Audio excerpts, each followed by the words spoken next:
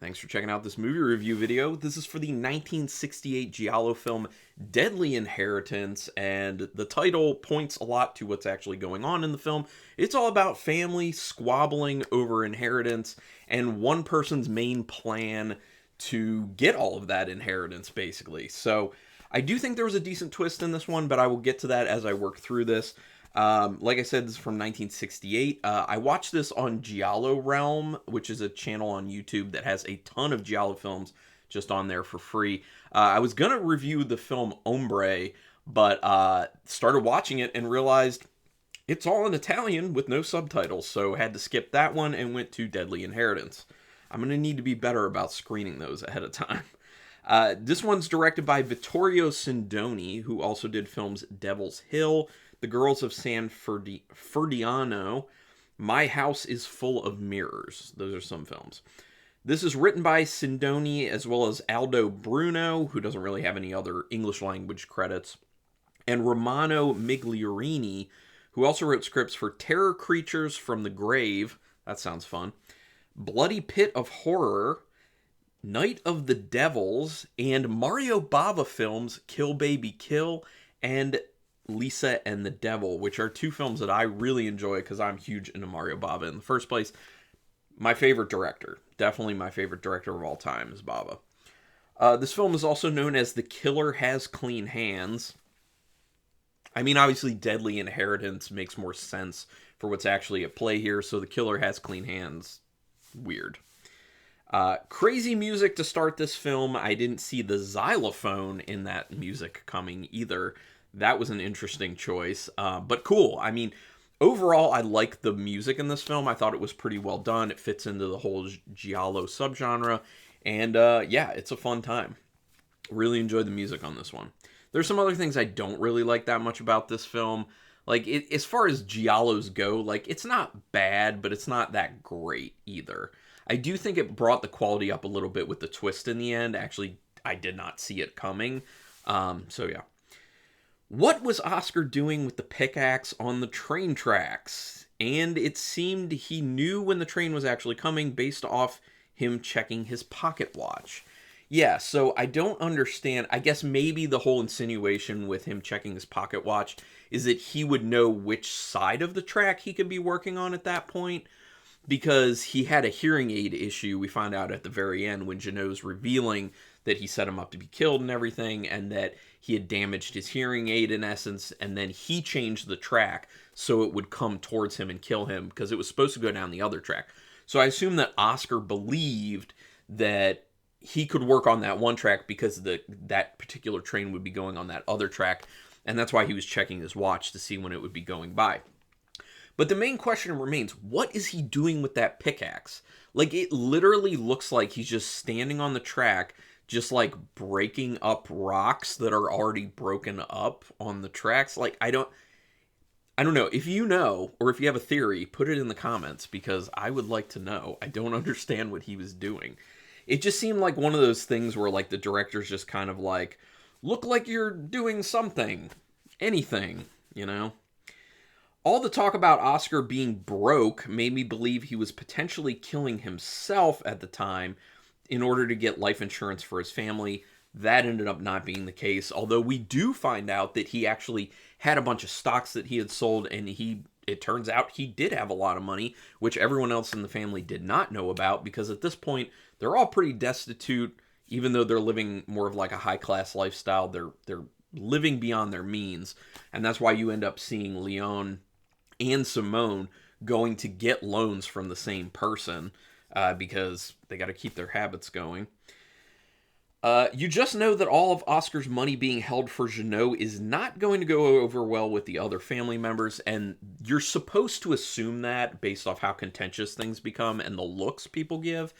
And also you're supposed to assume that because the money is supposed to be coming to Jeannot anyway, that he wouldn't have anything to do with this. So it is a good way to kind of throw people off the scent of Jeannot faking his death, which is what ends up happening, obviously.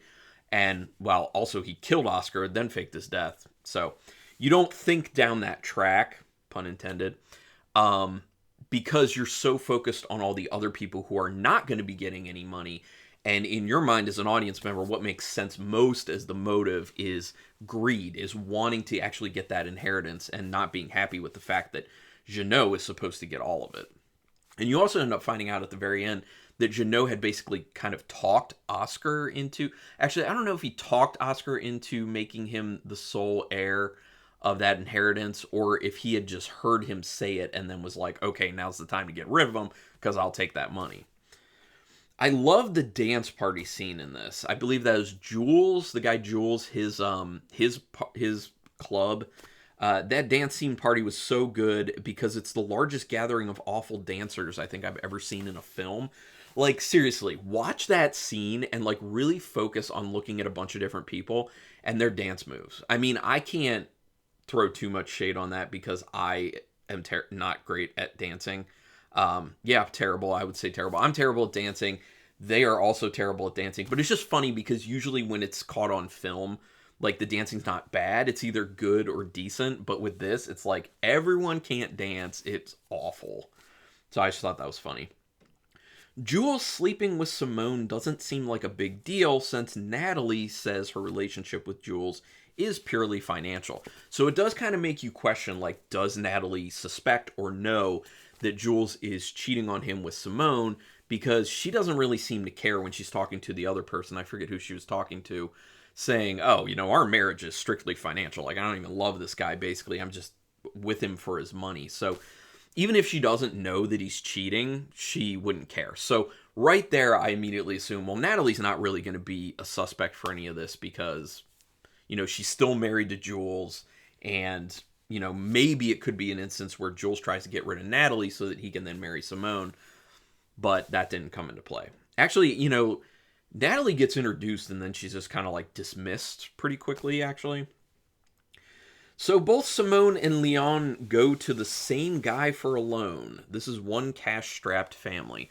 I think that's partially what it's supposed to show. I think it's also supposed to cast some suspicion on Simone as well as Leon. I mean, obviously they throw a lot of suspicion at Leon intentionally because they want you to go down that path. And that's also why Etienne is there to kind of push that as well. They're really trying to steer the audience towards the Leon camp for him being the killer. And with the way he reacts in the film, he doesn't do himself any favors at all because he makes himself look even more suspicious when he doesn't need to. But, giallo, that's how it gets written. So Jeannot is a perv. We see him peeking in on his sister while she's in the shower. That's disgusting. But it does set up this situation where you understand the infatuation he has with Simone, which then makes sense why at the end of the film, when everything's revealed, he reveals that yes, he was going to get the money anyway, but he faked his death so that then Simone could get it and he could end up splitting it with her because he was so into her. I assume that he also took care of Jules, killed Jules, not just because he needed him out of the way and maybe he would find something out and he was part of the planning, but also probably because he was jealous of the relationship that Jules was having with Simone. So it wasn't just to get another person who knew about it out of the way and someone that he then wouldn't have to split money with, but also because I'm sure he was like, you're with Simone and I kind of want to be with her even though we're related, but yeah, that's my theory. So it looks like Jeannot threw himself onto the tracks, which fits with him telling Simone he'd fix the situation. But then Simone says she was going outside to see Jeannot, and Jules happens to be there when the truck is let through. Now, I really don't think they should have shown Jules at this point because it would have, I guess they did it to kind of cast some suspicion on him as well. And I think they also had the scene with Simone saying she was going to go outside. That was supposed to cast some suspicion on her too. So they kind of try to throw in a bunch of red herrings, which I get it. And the way they shot, Jeannot looking like he kind of jumped, it was smart just because you can't tell that it was actually another body. It looked weird at the time, but it was smart after the fact. You couldn't tell that he was actually throwing Oscar's body that he had dug up or dug out of the coffin. And you also, where was I going with that? My apologies. You also don't get enough of a chance to think too hard about the situation. And it does look like Jeannot is killing himself. So I did kind of theorize for a minute. I think they're really trying to go down the suicide route, and that is said especially by Etienne very early on. Etienne seems suspicious when the inspector shows up, sorry, because he pushes the suicide theory. Yeah, Etienne, actually, I started looking very heavily at Etienne as potentially being the killer because he was so involved with the case and he was so pushy, especially when it came to first the suicide theory, which is like, nobody's at fault, let's all forget about this. Then the fact that it was Leon, because Leon was already looking a little bit suspicious. So it just kind of seemed to me like Etienne was kind of like, okay, let's push this suspicion even further on Leon at this point. So I did start to kind of think maybe it was him. Now, in the end, it doesn't even really make sense, and I might talk about this a little bit later too, that the inspector would even allow Etienne to be as involved in the investigation as he was because of his involvement. And, you know, having someone get close to it or even see some of what was going on with the investigation just increases the chances that someone will become suspicious, someone might find some evidence, or just find out that the inspector, Gerard, was involved in the first place. So I don't really get that. That doesn't make a lot of sense for the inspector character of Gerard, because it seems like he's so smart and he set this whole thing up, or was involved in setting this whole thing up, and yet he lets someone from the family get as close as he does? That doesn't make sense. As soon as the garage doors close on Rosalie, you know that she's going to end up getting killed, and then obviously we find her body later when they try to exhume the body of Oscar to do a autopsy. That's a nice twist. I did like that aspect, but I'll talk a little bit more about that in a minute. When Simone tells Jules that she raised the barrier, you realize she didn't know that he was also there. I thought that was kind of an interesting, potentially revealing thing, because you see that moment with what goes down with Jeannot dying on the tracks, and you see Jules there, and you know that Simone was there.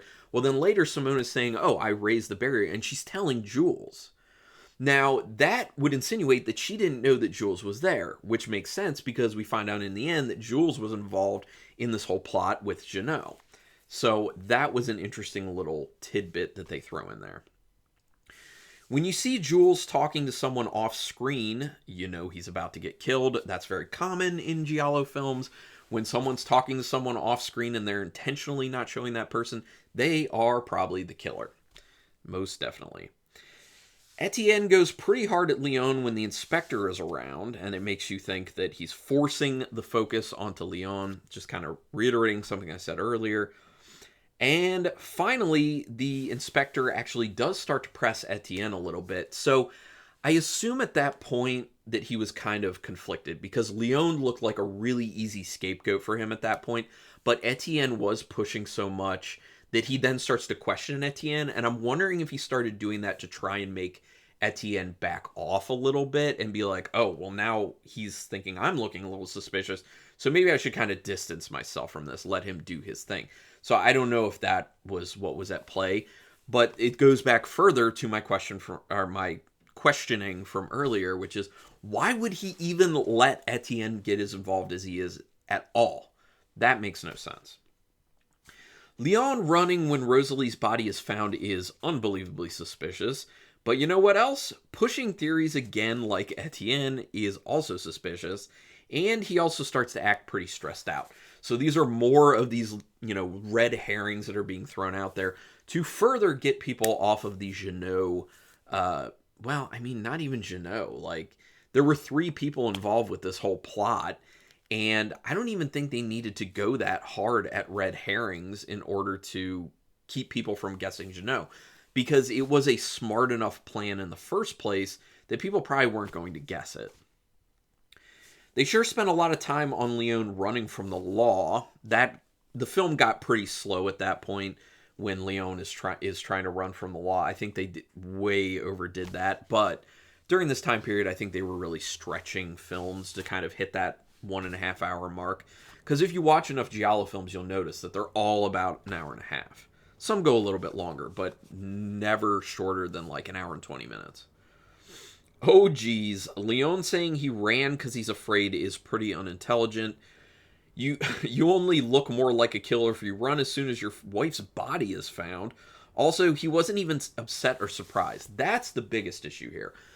The fact that, and in retrospect, it makes him seem even more like just a red herring. The fact that he doesn't properly respond to his wife's body being found, like he shows no sadness, no surprise, nothing. He just sees her dead body and takes off running. Like, obviously, that makes you look super suspicious, but knowing Giallo, there are always these really hard red herrings. So, in retrospect, it makes him look like an even more of a red herring because he doesn't act like a normal human being. And in Giallo, as we all know, they don't give you an easy answer. So with how easy the answer of Leon seemed, knowing it's Giallo, you're like, there's no possible way it can be Leon. And it looks more like Leon is the killer when Colette is killed and he runs out of her apartment. Yet another one of those things that they're leaning so hard into Leon that you're just like, it's obviously not him. But Etienne also ends up showing up real quick after Colette's body is found. That is probably the key moment where they're trying to cast suspicion on Etienne, because you are starting to question even more Leon at that point because of Colette's body situation and the fact that they show him as exiting her apartment and then they casually are like, oh, Etienne shows up. And the inspector even says something at that point. He's just like, oh, where did you come so quickly? Or come from so quickly? Man, Etienne overplays his hand. As soon as Leon is dead, he says, well, the inquiry's closed. He did seem overly eager to get this closed, this case, and I think that's furthering why I kind of was suspecting him. But I guess I should have seen through that because they were starting to pile things up in the Etienne suspicious category at that point, so I probably should have known better, but I didn't. Oh wow, Jeannot seemed like such a simpleton, but he actually had a pretty good plan. Obviously, we then find out that he was helped by the inspector, but hey, he carried out the plan. He did it well. Guess that's what the beginning was referring to when he had said that he had a plan. Now, when he says he has a plan to Simone, we're supposed to then believe that him killing himself was the plan, but really what he was referring to is this plan to make it look like he killed himself, then have Simone get the money, then split it with her. And probably try and live a romantic life with her, which I think he says a few things. But then the inspector wanted to do that as well. Everyone was after Simone. And she was sleeping with Jules. Like, everyone involved in the plot was into Simone. Now, that's interesting. I just realized that.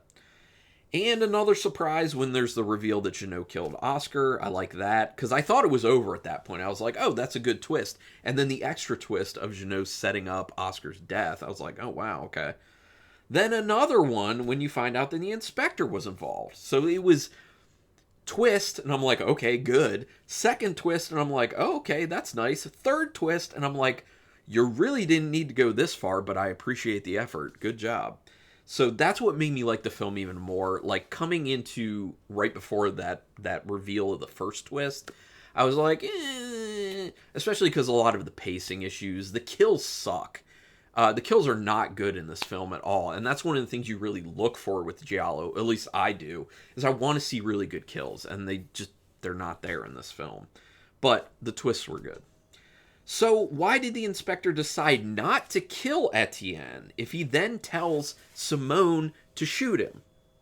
That's what I don't understand. Like, when they're fighting between the trains, which I do like the use of, like the jump. The inspector's jumping onto Etienne. He was like going to stab him, but then for some stupid reason decides not to stab him. And the train going by that like obscures the view. I like that idea, but it just doesn't make any sense that he wouldn't actually finish the job, because he's then trying to talk Simone into actually killing him. I don't get it. Like, why didn't he just finish it right there? He's actively fighting with him. He's involved in this plot. Etienne knows what happened. Like, do away with him. So that made no sense. In the end, it really doesn't make sense that the inspector allowed Etienne to be so involved in the case when he was part of the conspiracy. Yeah, I'm going to keep pointing to that, and, well, I've pointed to it many times. That is the biggest plot hole in this, I think. It just does not make sense. I do like that they had the little inkling for Etienne where they were talking about the back brace on Janot, and then it basically like clicks in his head. He's just like, when the body was found, there was no back brace. So what's going on? And that's when he looks into it further and finds out what really was going on. So as far as this giallo goes, there are plenty of the early on, and then it kind of really settled down. They cut a lot of it out, but that kind of like typical like camera zooms that giallo used, not just giallo, but like Italian film of the time. You settle right into it, and you're just like, here are the zooms. But they kind of started to go away. Either that or I just stopped noticing them as much. I don't know. Now, this film obviously plays off the nasty money disputes that can happen in families when a parent passes. That's actually, obviously material that's been mined a lot over the years, over the decades, over the century in film. But I think it's used in a different way here. It's supposed to kind of use people's preconceived notions of the greed that's involved with people who are not going to be getting the inheritance and casting suspicion on all of those people potentially and not the person who's actually getting the money. So for that reason, I think the script was pretty smart. So yeah, I mean, I'm pretty happy with it. It's not the greatest giallo, but I will say out of 5 stars with half stars in play, the twists get me up to a 3-star. Prior to that, I was going to say 2 or 2.5, but the 3 twists, it gets me to a 3-star. So I'm into it. But I would love to know your feelings on Deadly Inheritance. Put some comments down there. Do you like it? Do you hate it? Are you in between?